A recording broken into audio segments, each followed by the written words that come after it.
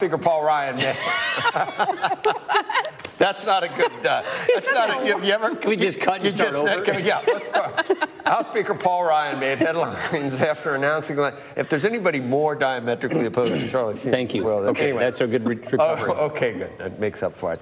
Last week he said he wouldn't run for re-election, and he came bouncing in here.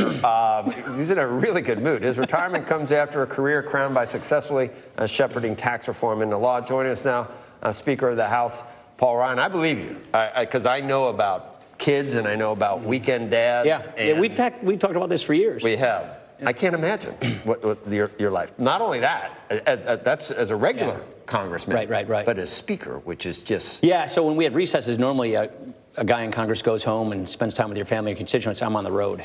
So it's a requirement of the job. Hard work, too. Yeah, it's an honor to do it, and I'm glad that 3 years. Well, that's the only reason you did it. You look like the most, and I don't think that was an act. You were so reluctant. Oh yeah.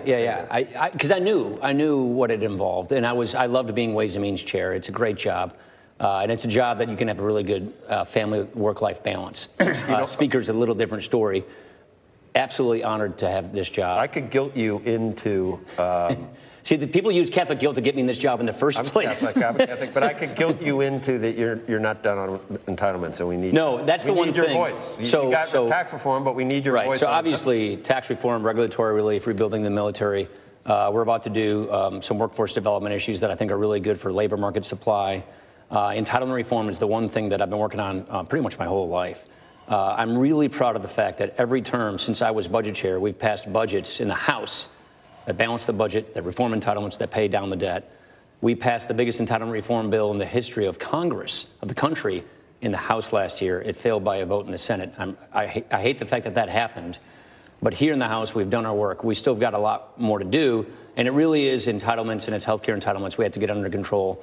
But there comes a time when you're at a stage in life where you have to make these kinds of decisions, and that's the decision I made. And what I didn't want to do is run for re-election knowing I wasn't going to stay another full term and basically be dishonest with everybody and then hang it up right after the election, which is what the political people say you should do. I'm just not a political person. I'm a policy person, and I just didn't want to do that. We've had a lot of discussion. I really do think you're like a choir boy. You're so straight-laced about everything. So I understand that Trump might at times be a different type of person. He used to call me a Boy Scout, but you are a Boy Scout. Yeah. Okay. So I understand the times where you've chafed or he's chafed, or I understand that relationship, but I think you had a good work. Very much so, yeah. But who writes the piece that you're leaving because you don't want to deal with Trump anymore? It really isn't. It really isn't. Well, where do they get that? Did they cite us? Is that people who don't like Trump say this? Is that fake news? Yes, it's fake news. That is fake news. Yeah, of course. Because I read that article. Yeah, no. But it sounds on the surface to be plausible. Look at what his election got us. It got us finally a unified government. So you categorically denied it just had anything to do with having to deal with President Trump. I'm grateful that he has given us this chance with his election to do fundamental tax reform that is a long time in coming that finally got done. Look at the regulatory relief. Look at what the oil and gas industry is doing now that we have lifted the ban on exporting crude oil. Look at all the LNG platforms that are being built. Look at all the fracking that's occurring. ANWR now is back online. We've been trying to get ANWR, the Arctic National Wildlife Refuge, for 37 years. America is now going to be the dominant energy producer in the world. We are putting OPEC to the side. Why? Because Donald Trump got elected president with a Republican Congress, and look what's happening. That's just one sector. The Permian Basin, I was down in Midland, Texas a little while ago. They have discovered recoverable oil fields that are as big as the Saudi oil field in just this part of Texas. Why? Now we have this great opening. So I'm just saying one sector of the economy has been unlocked. There are many other sectors. Our Dodd-Frank reform and replace bill moving its way through Congress. We're going to see you again. I mean, so what I'm trying to say is he's given us this incredible opportunity to get a lot of good things done, and that's why I'm excited about that. You're 48. I'm 48 years old. That's the point. You're in your late 20s now. So now I came into Congress when I was 28 years old. You look like you're. I've been here 20 years. I'm like one of the old bulls around here. Isn't that kind of funny? Well, 48 is. But it's young. I know. So I've been. That's the other point. Is I've been here 20 years. What else will you run for? You never say never to those things, but not anytime soon because wait a second, that's the same answer I've heard you give 7 times. So what are you really But I have no intention of running for anything. Right now. My kids are now at that age where you have teenagers. You guys, well, you don't yet. Yours are still pretty young. I do. How old are they? 15's the oldest. Okay, 15's the oldest. So when you never see them and you only have Sunday night dinners and Sunday morning mass, it gets to you after a while. It's just what it is. So is McCarthy going to be, is he going to take Nancy Pelosi's job, or is he going to take your job? No, he's going to take my job, not Nancy Pelosi's job. Sure? Why? Yeah, because I feel really good about him. Is it going to be McCarthy? Yeah, I think it should be McCarthy, and I think it will be. And I think that's ad for the term. Look, the last thing we want to do is have disruption of leadership elections in the middle of a term right now. And also, there's so much more we can do to run through the tape. We've got to do our vocational educational technical education bill. We've got to do getting people from welfare to work. We've got infrastructure bills, more regulatory relief. We've got our Dodd-Frank reforms. So we've got more things that we're going to run through the tape and get done. And then we're going to go to the voters and show what a big difference. Look, today is tax day. The average family of four is getting a $2,000 tax cut because of the tax bill. This is the last year of this old tax code. And now you have a new year of lower tax rates, doubling the standard deduction, doubling the child tax credit, a simplified system. These are good things. People know it. People see it. And they know that having this unified Republican government is making a big positive difference in our economy. What do you say to people that say you ought to leave now because you can't raise money to the same? Well, the answer is I am, and I can, and there's a lot more we can do. There's no way you can listen to that. They say that. Well, actually, most of our members, the vast majority of our members say don't leave. There's so much more you can do. We want continuity. We don't want to have disrupting leadership elections in the middle of this. And by the way, there's a whole lot more I could do. I've raised $54 million for our party since the first of the term here. And I can raise a whole lot more. Let me ask one question. We're talking about news stories and whether they're true or not. Yesterday, I read a Politico story that suggested that your relationship with Kevin McCarthy, which is very tight, has been strained by your decision to stay, because that leaves 7 months. Total fake news? Fake news, absolute fake news, especially that particular article. Read Politico, Becky, really? Yeah. What's that?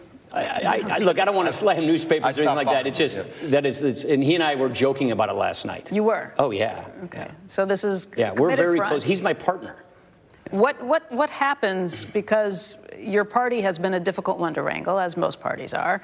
You do have the Freedom Caucus saying, look, we don't like the budget deal that was just cut. We don't like the spending that was in it, that was granted to the Democrats to get their votes on board. So what does that, what happens to your party? We are more unified than we have been in a long, long time. Look at all the stuff. We've passed over 500 bills here in the House since the first of this term. Unfortunately, about 400 of them are still sitting in the Senate. We've had the most productive Congress, House of Representatives, in decades because of all the bills we passed. The reason we've been able to pass all these bills is because we've been unified. I came in a fractured, disunified caucus in 2015. We're so much more unified now. That's one of the reasons why I'm comfortable going, because we have come together as a team. We've gelled. We put together an agenda in 2016. We ran on it, and now we're executing that agenda. We're 2/3 of the way through getting it all done in law. So we've gotten so much of our work done. And because we're gelled, because we have a great leadership team that can have seamless transfer, that's why I feel comfortable doing this, something that I just feel obligated to do at this phase of life that I'm in. And I'm happy. Look, I've gotten almost all that I want done. The only thing is the health care entitlements. But look, enterprise zones, I worked on that when I was a young guy working for Jack Kemp. Empowerment zones are now law of the land. So the critical component of our poverty fighting agenda, that's now the law of the land.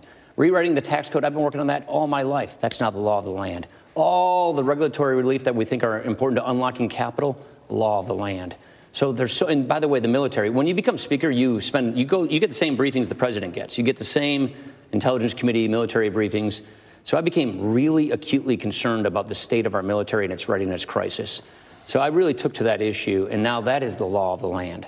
So we've gotten so many of the things done that I sought out to do that I feel very content with the achievements.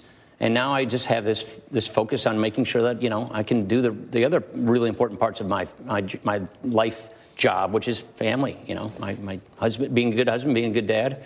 And I feel like we've gotten a lot done, and I think we have a great team to pass the baton on to. The economy, as usual, should be what dictates midterms and the presidential election. The generic polling narrowed again. It's gone back and forth. That's right. But still, the polling on the tax bill still not. If listening to you, it should be 80%. It's still 30%. Yeah, I think it's going to get there. Here's my point. You said the generic ballot is at a good place. So if the election were today, we'd keep the majority according to the generic ballot. Really? Oh yeah. If you're down 3 or 4, we're going to 3 or 4 is keeping it. We'll totally keep it. There's that one poll, I think it's your poll, it's an MSNBC or CNBC poll. I think it was a Wall Street Journal, NBC poll. Yeah, right.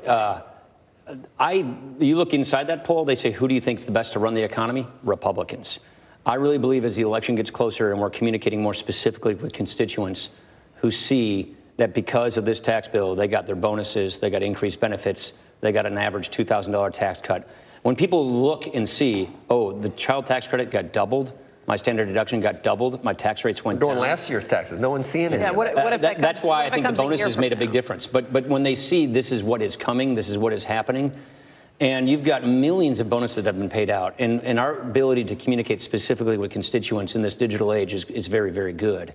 So I'm convinced we're going to be able to communicate the benefits of this tax law to people this fall. So not only do they right now say they want Republicans in charge of the economy because the economy is growing well, not only do they want to say that the Republicans are in charge of national security because they're better entrusted to keep us safe, and we have good polls right now, I feel confident we can keep this majority.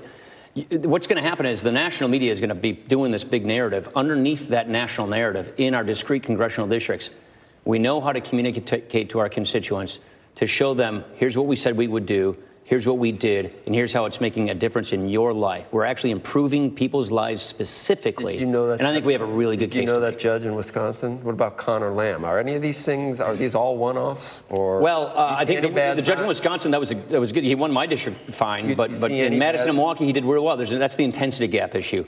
I think Connor Lamb was kind of a unique candidate he says in that there's particular a wave case. coming in Wisconsin, right? Yeah, we had Madison and Milwaukee. It's Dane County is Madison and Milwaukee County. The turnout was really elevated there. So we have to make sure that we turn out our voters. No two ways about that. You say, I mean, I listened to you about the tax bill, and then we're going to have Chris Van Hollen on. He's going to say. My guess is he's going to say things that aren't even. We just had Steny on. He didn't say any of this. Can you hang out? I mean, you should stand right here. I'll just yell from the sidelines. No, you don't just sit there and go, oh. And put an IFB in their ear and let me speak into the mic. And just do hand signals. And will you do that? What are you doing? You got to go do something? Yeah, I got to go run conference now. Is that a big deal? Yeah, it's running Congress. You know, it gets all of our members. Okay, so McCarthy will. I heard it'd be easier for him to win as minority leader because of the freedom. You don't need as many votes. Look, it's going to be tough as speaker. We are more jailed than we were ever before. One of the reasons why I'm here is because we had a fractured caucus. We have patched those fractures. We are now working together. We're passing our legislation. And so I really do not think the schisms that occurred, which sort of resulted in me being speaker, exist like they did before. And that's why I'm confident we have a good leadership team that is tried and true, that is produced, and it's going to be a much more seamless transition, I think, this time around. That's why I'm confident doing this. I hear Cantor is just not going to cover off the ball at Moelis. I hear he's really good. And then there's Eric. And then there's Boehner. You can always go into the pot business or something. If you thought about what happened? I just choked on my coffee. I will not be doing that. I can make like. You don't know what you're doing. No, my plan is to come up with my plan in 2019. And in the meantime, run through the tape. I'm going to figure that stuff out later. All right. Yeah. Just some ideas. Thank you. Yeah, thank you. You know, we've been doing this for like 20 years together. You've been on Squawk Box longer than I have. No, he's been on Squawk Box longer than I have. You have. Yeah, Carl was. You were before Carl. Carl and I were at the same time. Yeah, you. Pre-Sorkin for sure. Yeah. Joe, you and I. Yeah, me and you. I know. So this is full circle. Oh, look at you. You still had that widow. Oh, yeah, look at that. Oh, my God. That's when I had the Gumby haircut. That was not the last beginning, week. That was last. Oh, wow. You haven't changed. No, but you were guest hosting before I was on Squawk Box. Yeah, I guest hosted. I got to think maybe a dozen times, half a dozen times, many times. You did. Yeah. And we appreciate Back when you were out in Englewood Cliffs. Yes. Yeah. And then now you're downtown. CNBC contributor. CNBC. Yeah. It's another thing you can do. Well, that'd be a feather in your cap. All right. Speaker's one thing, but anyway. Good seeing you guys. Yeah. Great to see you. Welcome to the Capitol. I think I'm a little sad. I miss you. This is the end of an era. Yeah. It is sad. I know. You'll be on again before. Yeah, we'll see you around. If you really Thank you, Paul. It's great to see you. My pleasure. You too.